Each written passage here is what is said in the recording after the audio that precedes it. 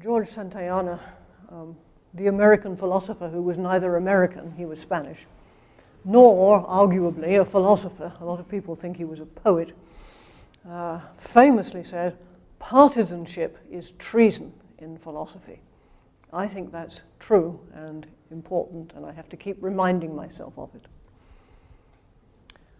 So, this is not a lecture about faith in naturalism. I'm not naturalistic about subject X because I think naturalism is a good thing and I'm committed to it. I'm a naturalist about X when it seems the appropriate view about X. So this isn't a paper about faith in naturalism.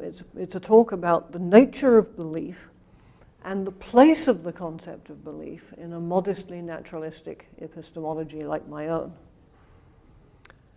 There are, of course, dozens and dozens of varieties of naturalism. The word is one of those with scores of meanings.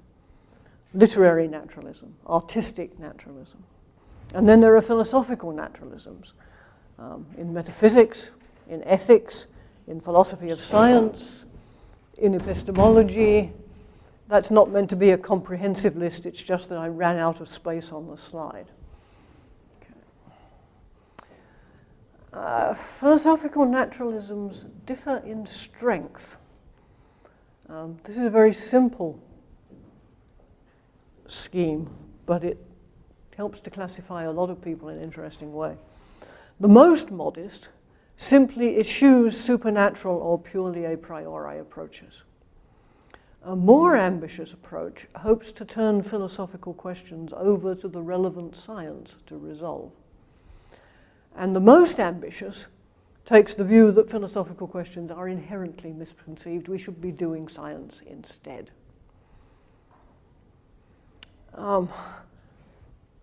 It's actually surprisingly rare for a philosopher to look at the interconnections between naturalism in different areas of philosophy. These tend to be rather tightly self-referential.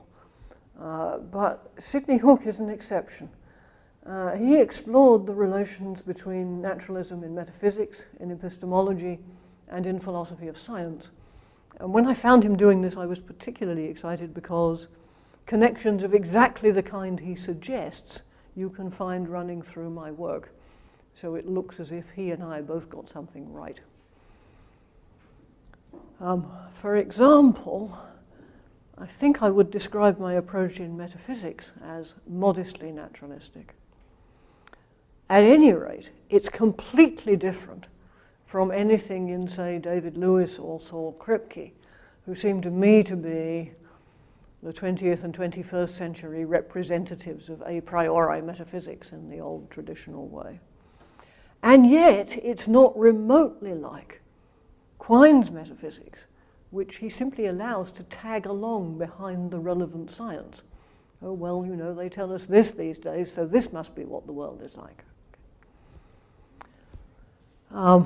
As I see it, metaphysics isn't about our language, it isn't about our concepts, it's about the world. And that means, in a certain sense, it's empirical. Not that it requires fancy equipment, it doesn't require telescopes, microscopes, questionnaires, none of that. But it does require close attention to familiar, everyday experience. Again, if I look at my philosophy of science from the perspective of where I stand with respect to naturalism, well, it's completely unlike the sort of formal logical models you get in Popper and Hempel and Carnap and Reichenbach, you know, the logic of science, that idea. And yet it's completely unlike the purely descriptive stuff, or the ostensibly purely descriptive stuff, that you get from practitioners of sociology of scientific knowledge, science and technology studies, and other self-promoting initials, and they're very fond of initials, these people. I'm not very fond of them.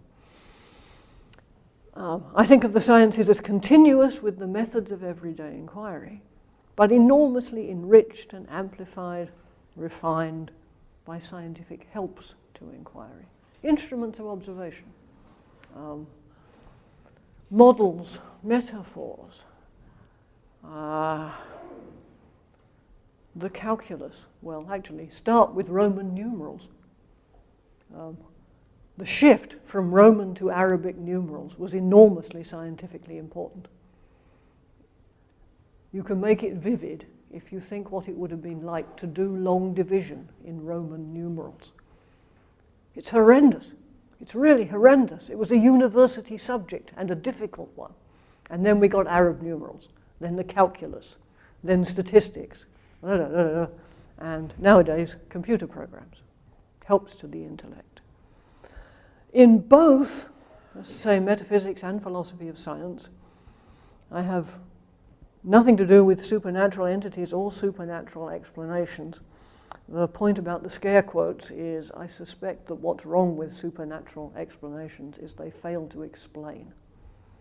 If you push me, I'll explain that, but if you won't, I won't. From here on, I'm going to set everything else aside and I'm going to focus on epistemological naturalism only. Here I'm going to distinguish, as I did in evidence and inquiry, three styles. Reformist, aposteriorist naturalism. That's the most modest. Reformist, scientistic naturalism. That's a bit more ambitious. Revolutionary, scientistic naturalism. That's more ambitious too. By the way, I don't know how the corresponding word works in Polish, but in English, the noun scientism and the adjective scientistic are both of them pejorative. They both carry a negative connotation. So when I call a view scientistic, you know I don't approve of it. Okay.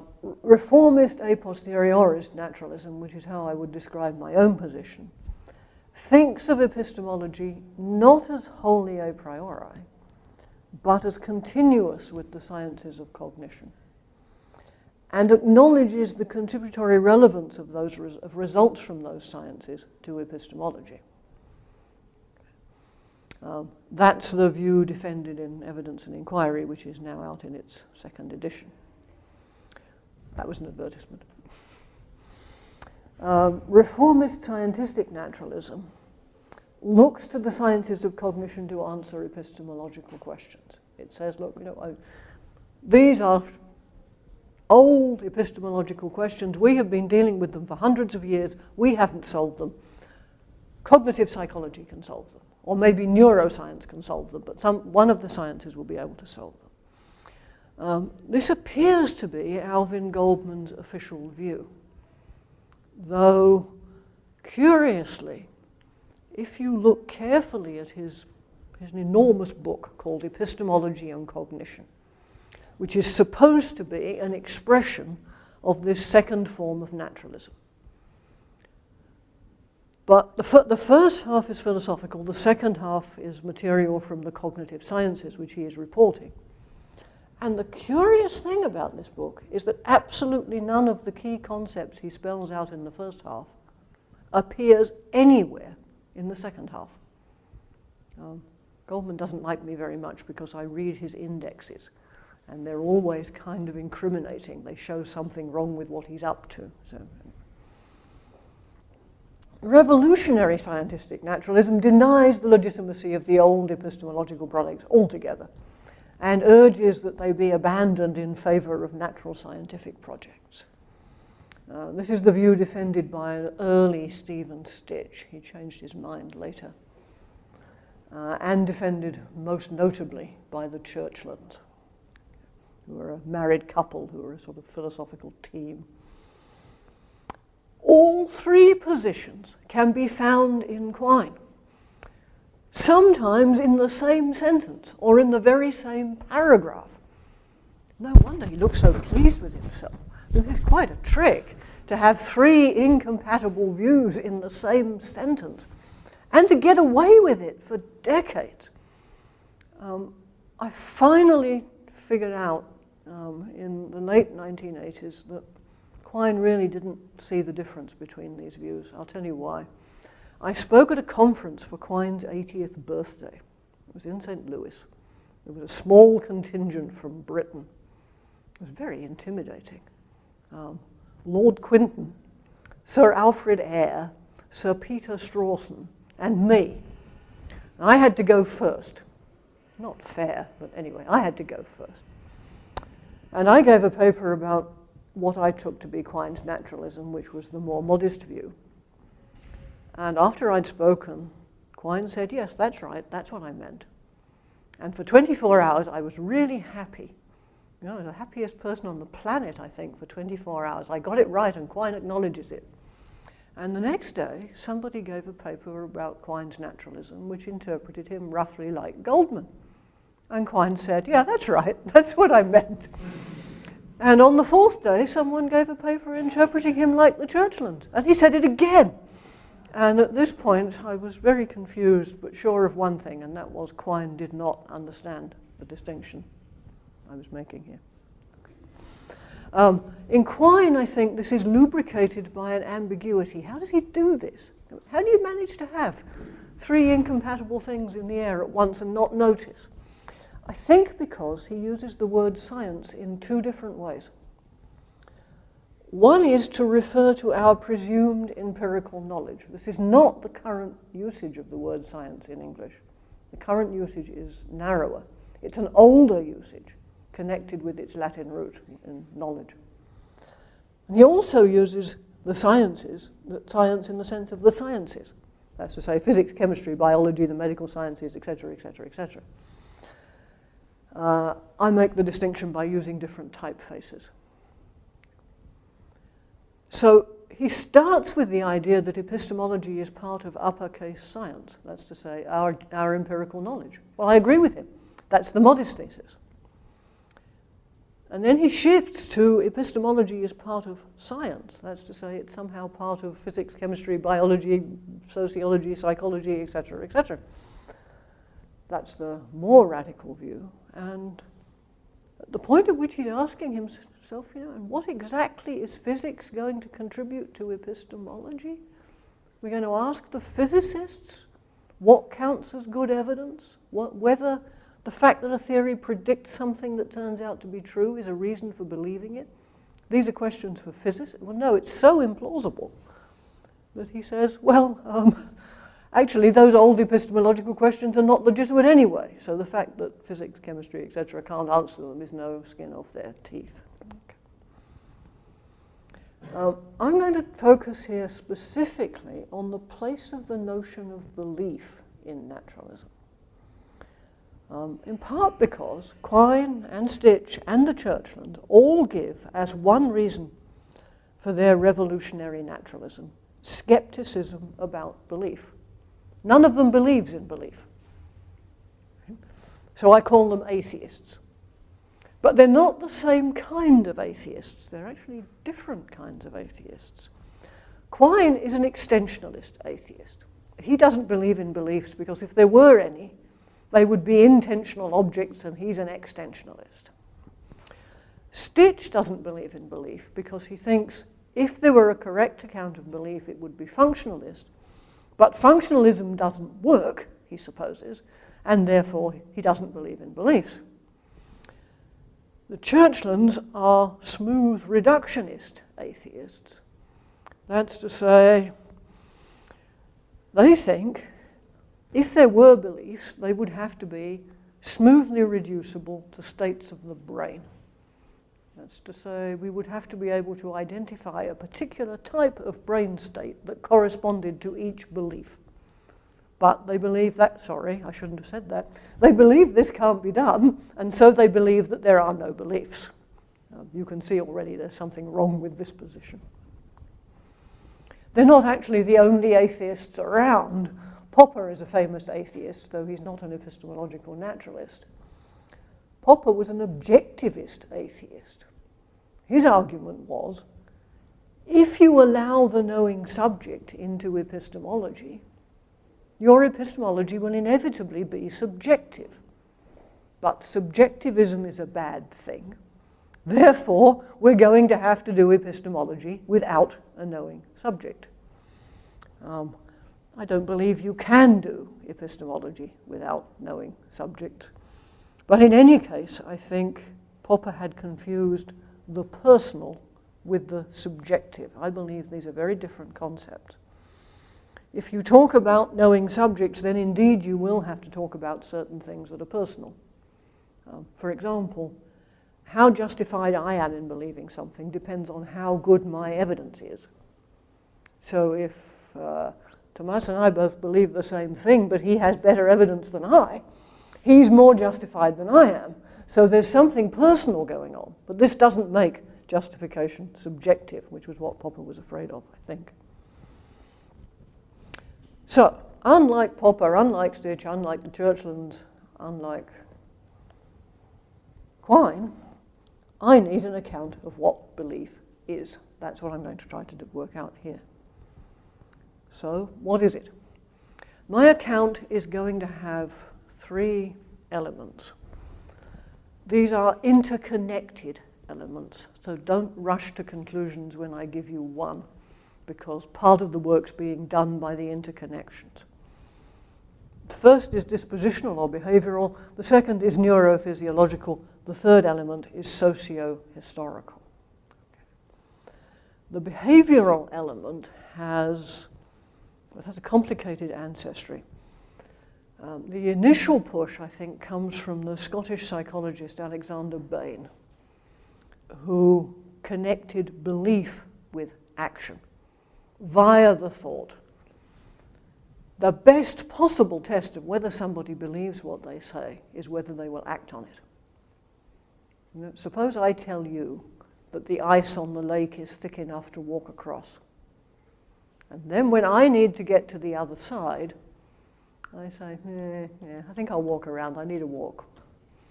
Well, you begin to wonder whether that's really what I believe, or whether I'm not trying to encourage you to walk on the ice and fall in. Okay. Next person involved is Charles Peirce, who started from Bain's idea and pointed out that belief isn't simply connected with action. A belief is a habit of action, or a disposition towards action. Habit is Peirce's word for what we would probably call now a disposition. And Price, there doesn't seem to be a photograph of Price. This was the best I could find. He added the insight, I think it's an important one, that what a belief involves is multiform dispositions, not simple dispositions. So, for example, think of someone who believes that snakes are dangerous. What do you expect him to do? Well, he'll be disposed to shriek at snakes and run away from snakes. He will assert sentences to the effect that snakes are dangerous in whatever language he speaks, and he will assent if somebody else says in a language he understands, snakes are dangerous. And if, for example, he sees someone stroking his pet snake, he will be very surprised. Okay. Normally, there is doing some work. It's supposed, first of all, to accommodate interrelations among beliefs. Suppose I see you stroking your pet snake, but you told me last week I have a pet snake, but it's had its fangs removed, so it's completely safe.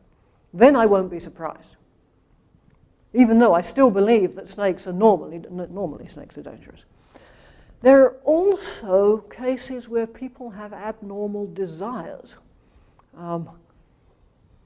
For example, in some religious sects in the South United States, it's religious ritual to handle dangerous snakes without showing fear. There's something somewhere in the Bible along the lines of thou shalt take up serpents. I don't remember exactly what. I've looked and looked at the face on that guy, and I can't really figure what's going on. But I take it he's sort of something like self-hypnotized, not to show fear. These are very dangerous snakes, and the people who do this are often bitten, occasionally killed. Okay. I don't think I'm in trouble with spies or confidence men, though dispositional accounts do run into some problems with them. A spy or a confidence man lies for a living. That's his job. But he doesn't act contrary to all his beliefs, nor does he act contrary to most of his beliefs. When it comes, for example, to what to eat, he acts in accordance with his beliefs about what's nourishing and what's poisonous. And even in their professional lives, even when they're telling lies, that's their job, remember, they still have the disposition to speak and act in accordance with what they believe, but it's overridden for professional purposes.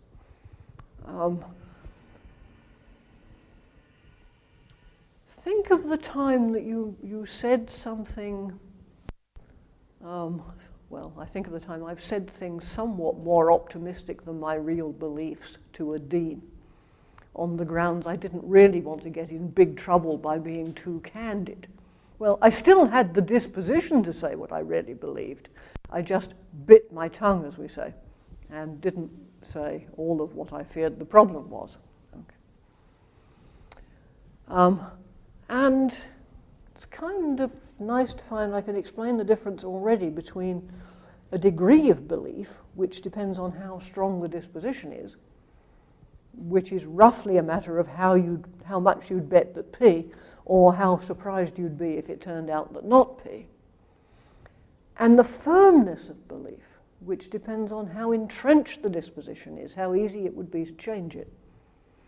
And these are different concepts, and while normally they go together, but not always. That's part of what shows us they're different concepts.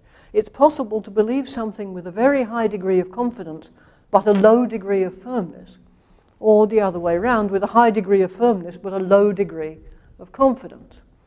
Actually, the first point is a very old one. You find it in Hume, when he's talking about when you can rely on a witness. And he says, we distrust a witness, rightly, when he is too vehement.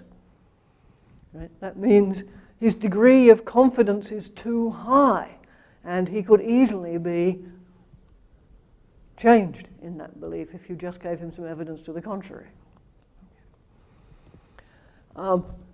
I can also explain already why there's an internal connection between belief and truth.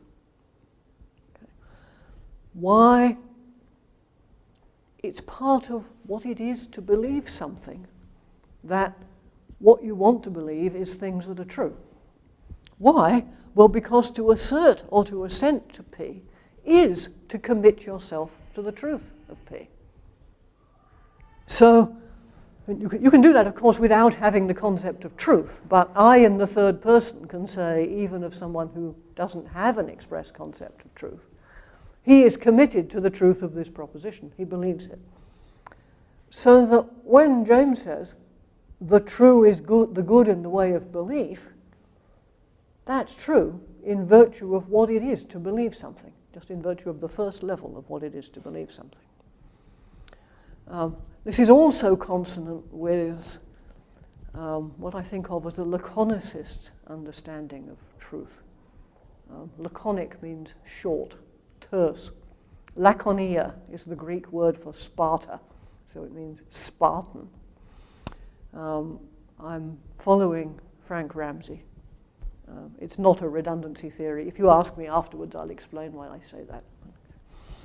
But Ramsey does say that to say that it's true that P simply means that P, and I agree. Okay.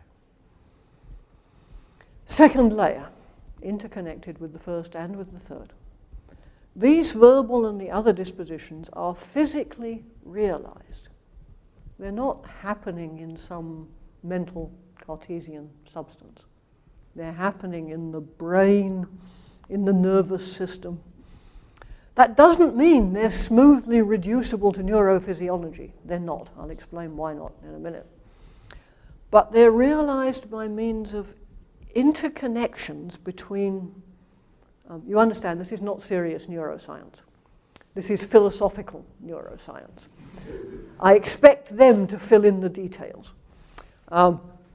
It's interconnections between receptors.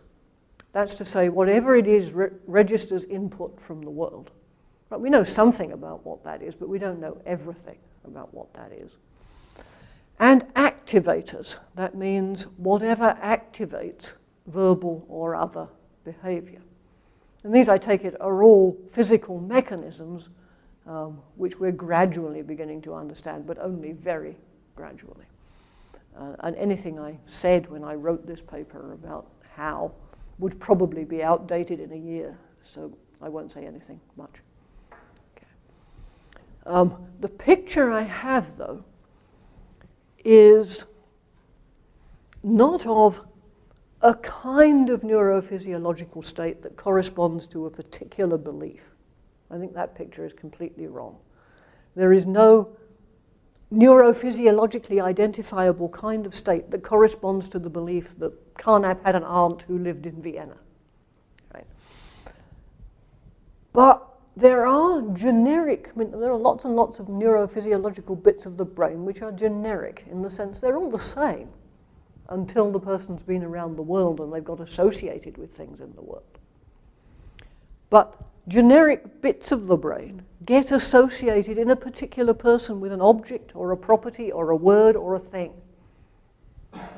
So it's not a particular bit of the brain that lights up or goes pink or rings a bell in every person who believes that P. No, it's generic stuff, but it's associated with things in the world in this person.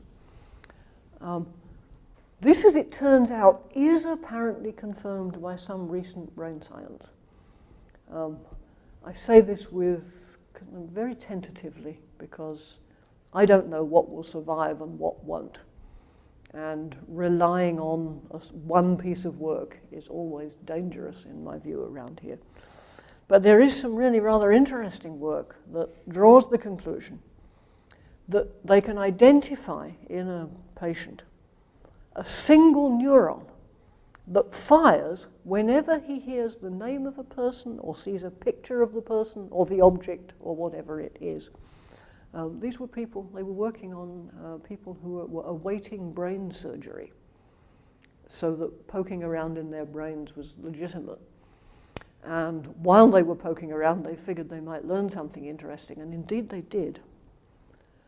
For example, in each person, there was some neuron that fired whenever he saw a picture of Homer Simpson, or heard the name, or for that matter, heard the word dough. Isn't that interesting? Okay. So, third level, how do beliefs get their content? This is a hard question. My answer is not by physical features of their neurophysiological realizations. That's the picture that the Churchlands are disillusioned with, and they're right to be disillusioned. It's not like that. They get their content by their connections with the world and their connections with the use of words in the subject's linguistic community, which are themselves connected with things in the world. So you've got connections with objects, handbag, with my handbag. Right? You've got connections with words, handbag. And there's a connection between the word in the English-speaking community and objects like this. Okay. And this is my story about how beliefs get their content. Oh, it's working. Okay, I was going to say if we had sound it would go off, but okay, we do have sound and it's going off. I think of this on the analogy with an alarm clock. An alarm clock is a physical object. Right? Nobody thinks an alarm clock has mental substance or a soul or anything like that. An alarm clock is just a physical object. And it works in accordance with the laws of physics. Nobody thinks that there's anything spiritual going on with an alarm clock. Nevertheless, you can describe the physics of this clock in the utmost and most precise detail. And it won't tell you what it means to say that the clock is set for 7:05 a.m. To say that is to say something about social conventions, about how we tell time. So we have an entirely physical object which represents something which we can only understand, this is the analogue of the content of the belief, we can only understand it by reference to social conventions. Well, my inspiration here is George Herbert Mead, who was one of the founders of social psychology and a really interesting thinker. I think he's considerably ahead of much contemporary philosophy of mind. Unfortunately, he writes very, very badly. I can hardly describe it. Think of a constipated camel trying to speak English. Well, it's like that. And yet, what's going on in his head is really interesting. You can just get it out of him. Okay. In his most famous book, Mind, Self, and Society, the question Mead asks is this: in what ways are humans like other animals, and in what ways are we unlike them? And how, out of those differences, could our capacity for language have arisen? How, for example, does our capacity for language relate to a conversation of gestures in a dogfight? And I'm taking from Mead the insight that mindedness, which is his word for having a mind, in the sense in which we do, and charming as she is, my cat doesn't. Right? How does that happen? And his answer is, it depends on the fact that we are animals with two peculiar features. First of all, we're social, but so are lions. Secondly, we have the capacity to make a variety of sounds, which some other animals do, but they're not social. This is his argument. And his idea is that mindedness depends on social and specifically on linguistic interactions. Okay. My story about the content of beliefs depending on socio-historico-linguistic factors is precisely in this spirit. Okay. I should say Mead always says language. I would be a little more cautious. I would prefer to say the capacity to use signs, which is not quite the same thing. It's a broader thing. Someone deaf who cannot speak nevertheless has the capacity for sign use. So certainly deaf people are minded. So, okay. There is some empirical verification for this, but of course you cannot perform an experiment to find out whether Mead is right. That would involve taking a child and locking it in a box, right? And you feed it through a tube, and otherwise you give it no attention whatsoever, and then when you take it out, you find out whether it has a mind. Well, you can't do that. But very occasionally, cruel parents do something much like this to a child who has misbehaved. And there's a famous case about which there is a very moving and disturbing documentary movie of a young woman who was found by a social worker when she was 12.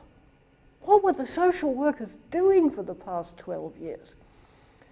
She'd been bad when she was very small, and her horrible parents tied her to her potty chair. They would clean her up occasionally and they would feed her, but they shut her in a room and never dealt with her again. And when she was found and rescued, there was this film of what she was like, and it's really frightening. Clearly, this is a human being. Right? No one would mistake this for any other kind of animal. But equally clearly, this is not a person in any sense in which we would ordinarily use the word. And it took many, many, many years of therapy before she was, as far as I can tell, at her best, she was kind of like a mentally retarded child. Okay. This gives you some idea of what complete isolation can do for a human child, or to a human child, I should say. Okay. Now, it follows from what I've said, and I think this is correct, that there can be different realizations of the belief that P in different people. So, in a monolingual English speaker, the states realizing the dispositions will be states realizing dispositions in part to respond to English sentences. Whereas in a monolingual Russian speaker, say, there will be dispositions to respond to Russian sentences. And this raises a question, which means, how come then that, I'm not quite a monolingual English speaker, but suppose that I were. I'm at least bilingual in British and American. Suppose I'm just monolingual, but Ivan speaks only Russian, has no word of any other language. How can we both believe that snakes are dangerous? How can we have the same belief, given my story? To which my answer is, well, there are close parallels in our non-verbal behavior. Right? Both Ivan and I run away from snakes. Both Ivan and I say, what kind of lunatic is that, when we see the guy playing with the big poisonous snakes? And then there is the similarity of meaning between the relevant Russian and the relevant English sentences. And that's enough for us to say we have the same belief, even though we speak different languages. However, as I understand it, a language is really something like a big collection of close enough idiolects. There isn't really exactly such a thing as a language. When I think about English, there is, for example, there's British English, there's American English, there's Canadian English, which has different speech patterns, some different vocabulary. There's Indian English, which is different again. Hong Kong English, different again. What we call English, I think of, is sort of an expandable and contractible concept covering close enough idiolects. How close, depending on your purposes. And I think synonymy, pure, real synonymy is very rare. Similarity of meaning is what we get. And across languages or within a single language, I think similarity of meaning is a matter of degree. From which it follows, of course, sameness of belief is a matter of degree. And how much similarity of meaning we would want to attribute sameness of belief, I think, depends on context. So mostly similar enough is good enough. If you're doing logic, things get very complicated and you need very finely grained distinctions, the kind of thing that Frege worried about. Okay. Now I'm going to try to answer some common questions in this area. Do animals and pre-linguistic babies have beliefs? My answer is no, not in the fullest sense. They certainly have dispositions to non-verbal behavior, but they don't have dispositions to verbal behavior. Okay. And the full concept, the full dress concept, requires both. This is not to deny that perhaps some animals have limited linguistic ability. That's not a question I'm an expert on. Perhaps they do. And it's certainly not to deny, on the contrary, I would want to emphasize that small children gradually get closer to having full beliefs as they gradually acquire linguistic skills.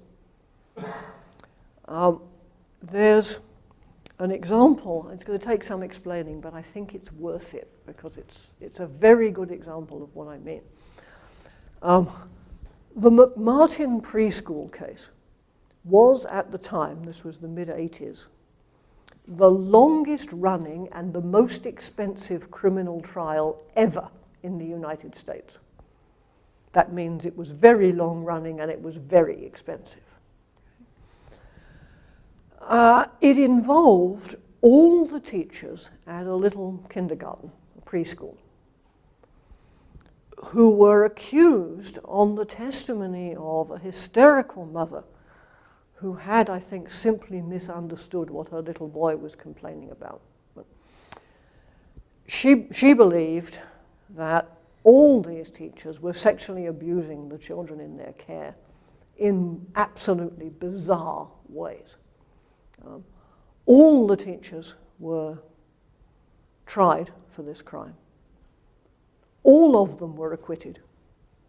All of them were ruined. First of all, their reputation was shot because, okay, they were found not guilty, but who knows whether they did it or not, right?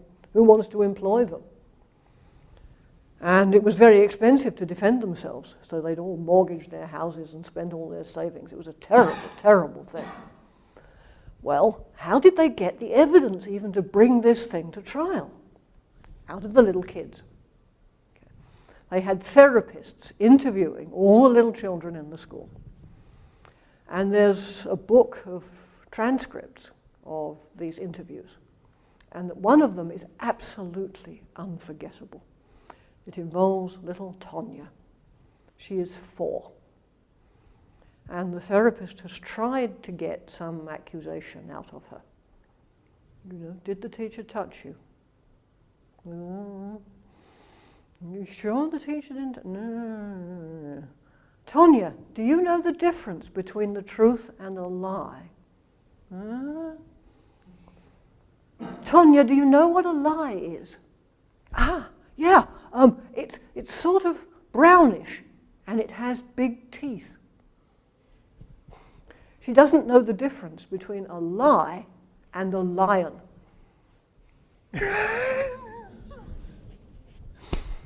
Well, I'm actually inclined to say, somewhere between the ages of 4 and 5, children get a whole between the truth and a story.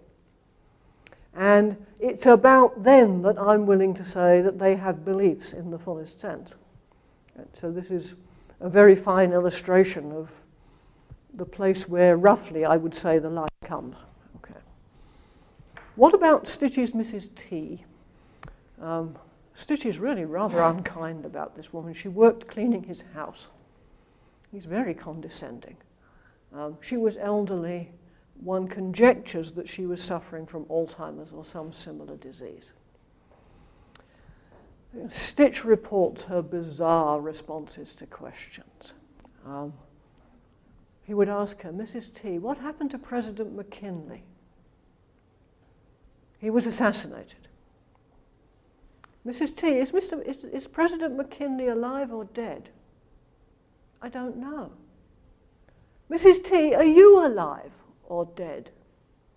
I don't know.